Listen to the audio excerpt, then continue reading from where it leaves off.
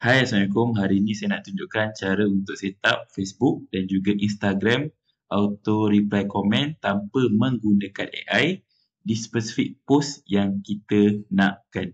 Right, so pertama sekali tuan-puan boleh buka kepada bahagian automation workflow dan ini adalah workflow yang kita akan gunakan untuk tujuan tutorial kali ini. Okay, jadi seperti mana yang tuan-puan nampak, kita ada trigger dan juga action yang di bawah. Jadi trigger ni bila mana kita nak menggunakan IG dan juga Facebook, jadi kita boleh add new trigger dan kita boleh type nama dia comment. Jadi kita boleh pilih Facebook ataupun Instagram comment. So ini adalah contoh.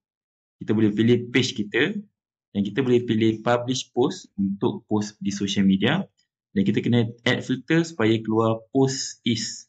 Jadi kita akan dan juga boleh pilih posting mana yang anda nak set untuk ada auto reply spesifik di posting yang bahagian mana. So ini adalah untuk Instagram. Dan untuk Facebook, tuan-puan boleh menggunakan cara yang sama.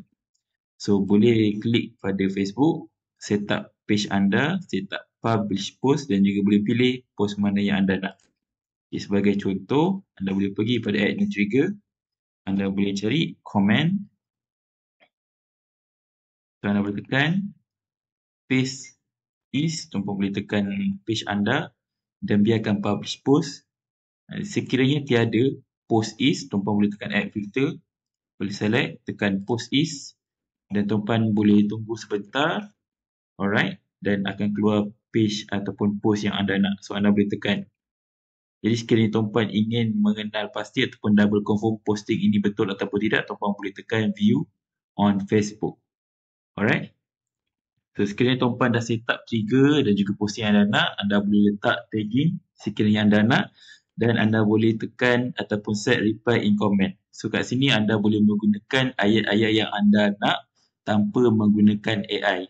So cadangannya tuan-puan boleh set 3 komen untuk rotate supaya bila mana mereka respon pada posting ini, maka ayat-ayat ini yang akan dihantar kepada mereka. So sekiranya tuan-puan ada lagi tambahan posting di Instagram ataupun Facebook, tuan-puan boleh saja add new trigger dan sekali lagi ulang step yang sama. Sekiranya ada lebih banyak posting, anda boleh tambah new trigger tanpa limit. So itu sahaja. Terima kasih.